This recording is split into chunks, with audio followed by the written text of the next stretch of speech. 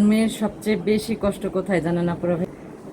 যখন সে সবার কথা ভেবে নিজের সবটুকু দিয়ে দেয়, সবার ভালোর জন্য নিজের সবটুকু দিয়ে দেয়, কিন্তু দিন শেষে সেই মেয়েটার খবর কেউ রাখে না, কেউ না। তা আমি জানি আপুরা ভাইয়েরা, আজকের এই কথাগুলো অনেক আপুদের হৃদয়ে যায় লাগবে। কারণ এমনও মেয়েরা আছেন যারা হাসি মুখে সংসার সামলান, তারপরে হচ্ছে সন্তান মানুষ করেন, সন্তান বড় করেন, তারপর হচ্ছে পরিবারের পাশে থাকেন, কিন্তু নিজের কষ্টের কথাটা না কাউকে বলতে পারেন। আসসালামু আলাইকুম আপুরা ভাইরা, কেমন আছেন সবাই? আশা করি সবাই ভালো আছেন। তো প্রতিদিনের মতো আজকে সকাল সকাল ভিডিওটা শুরু করলাম। তো আমি সকালবেলায় চলে আসছি আমার গাছের কাছে। দেখেন গাছের, আমি এখানে একটু পানি দিব গাছে। আজকে ওই দিন দেখলেন মাটি দিলাম, আজকে একটু পানি দিই। তারপরে ভাইরা একটা জিনিস কি জানেন, আমি একজন সিঙ্গেল মা, আমি বাবার বাড়ি থাকি। এই পথে আমি হাঁটতেছি, আমি জানি এই পথটা যে কত কষ্ট। আমি জানি এই পথ চলাটা, একার পথ চলাটা যে কত কষ্ট, সেটা আমি খুব ভালোভাবেই জানি, খুব ভালোভাবে উপলব্ধি করতে পারতেছি।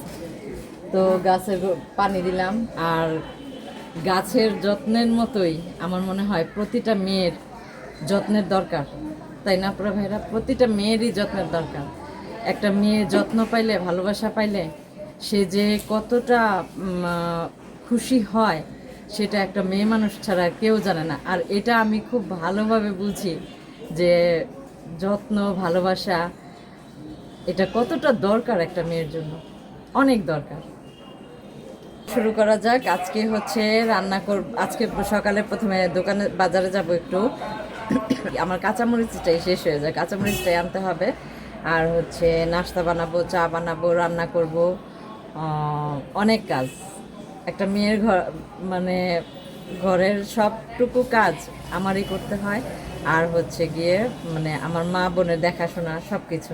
আর একটা ভাইয়া আমাকে কমেন্টে লিখছেন যে আমি আমার কি বলে ইনকাম সোর্স কি।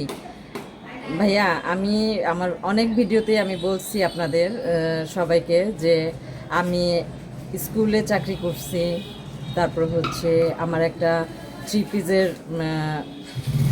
বিজনেস ছিল, টিউশনি করছি, তো অনেক জীবনটার সাথে অনেক লড়াই করছি, অনেক।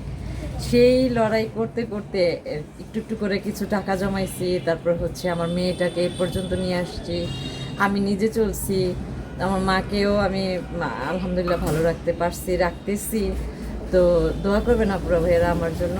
তো চলুন এখন ঘরের কাজ শুরু করা যাক। কথা বললে তো আর হবে না, ঘরের কাজ তো করতে হবে। তো চলুন এখন আগে বাজারে যাই, বাজার থেকে আইসা।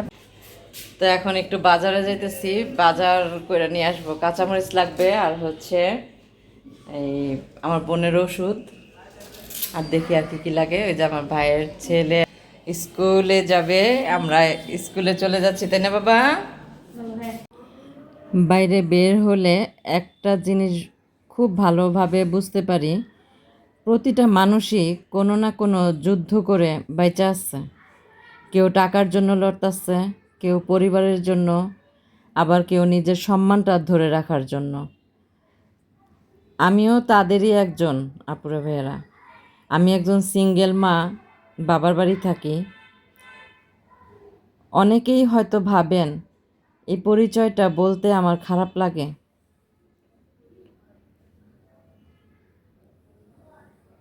না, আজ আমার খারাপ লাগে না, কারণ এই পরিচয় আমাকে দুর্বল করে নাই, বরং অনেক শক্ত হইতে শিখাইছে আমাকে। তো একটা সময় ছিল মানুষ কি বলবে এটা ভেবে অনেক কষ্ট পাইতাম। এখন ভাবি মানুষের কথায় জীবন চলে না আপুরা ভাইয়ারা, জীবন চলে নিজের সাহসে।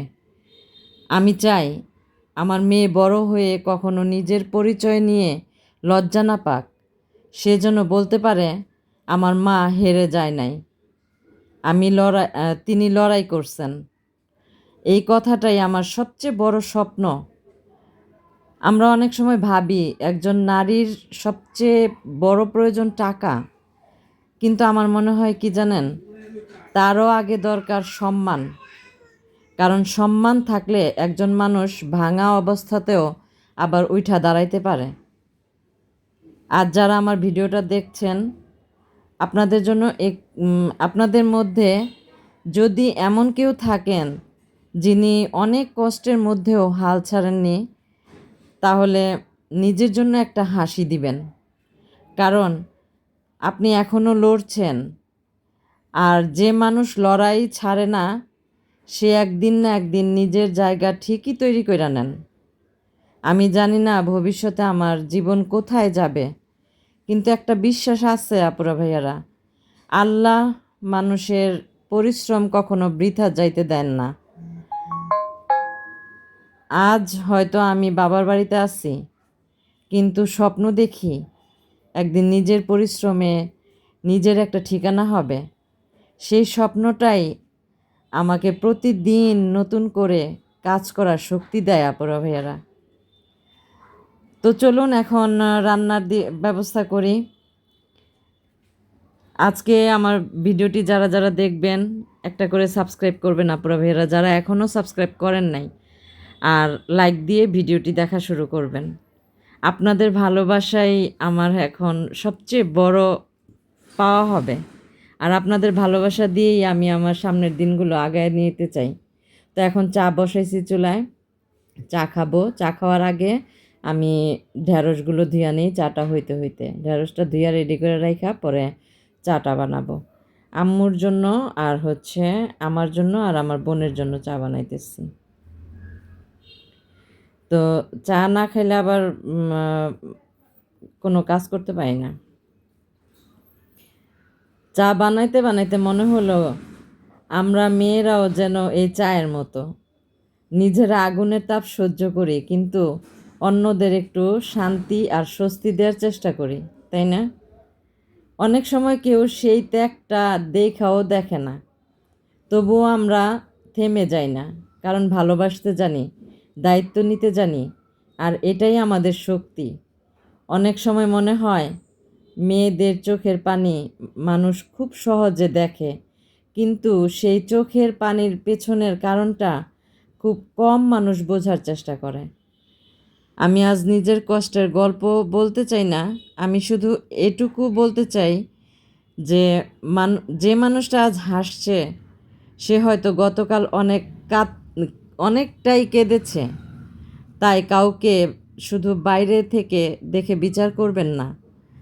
আজকে যারা আমার ভিডিও দেখতেছেন, আপনাদের মধ্যে যদি কেউ এমন থাকেন যিনি পরিবারের জন্য নিজের অনেক ইচ্ছা ছেড়ে দিছেন, তাহলে জেনে রাখবেন আপনার ত্যাগের মূল্য আছে আপুরা ভাই আপু।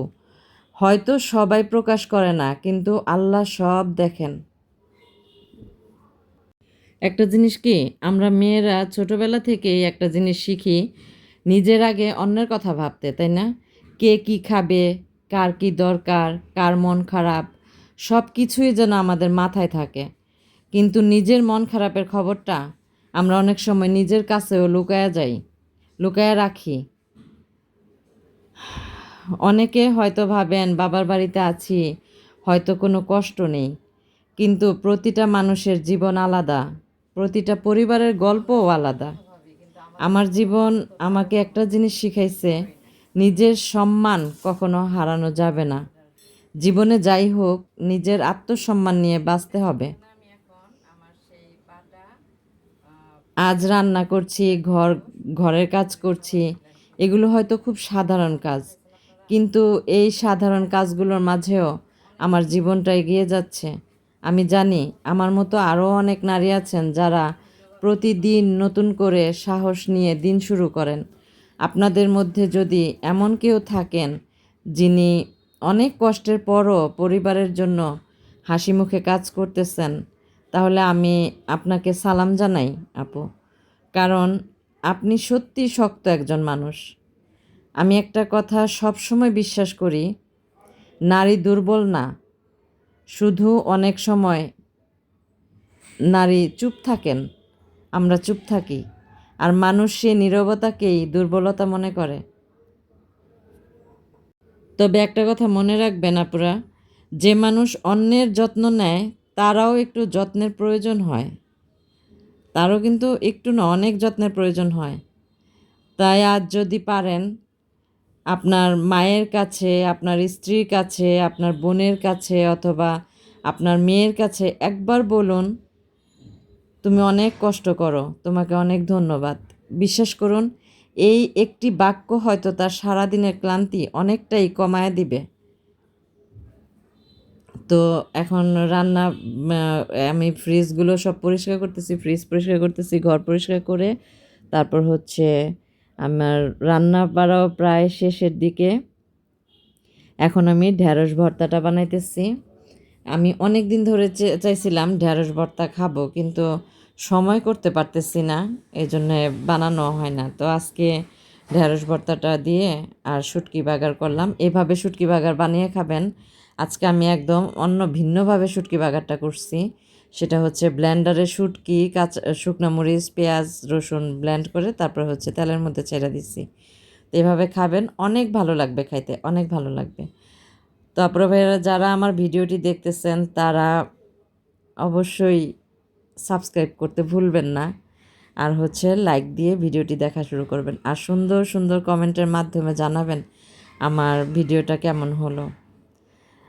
তো আমার জীবন এখনও সহজ হয় নাই আপুরা ভাইয়ারা, তবুও আমি স্বপ্ন দেখি, কারণ স্বপ্ন ছাড়া মানুষ বাঁচতে পারে না, কিন্তু সামনে এগোনো খুব কঠিন হয়ে যায়, খুবই কঠিন হয়ে যায়। আজ একটা কথা বলেই আমি ভিডিওটি শেষ করতে চাই। মেয়েদের দুর্বল ভাববেন না, কারণ নারী নীরবে এমন সব দায়িত্ব পালন করেন যার জন্য তারা কখনো প্রশংসাও পান না। তাই যদি আপনার জীবনে এমন কোনো নারী থাকেন, হোক তিনি আপনার মা, আপনার বোন, আপনার স্ত্রী অথবা আপনার মেয়ে, আজ শুধু একবার বলুন,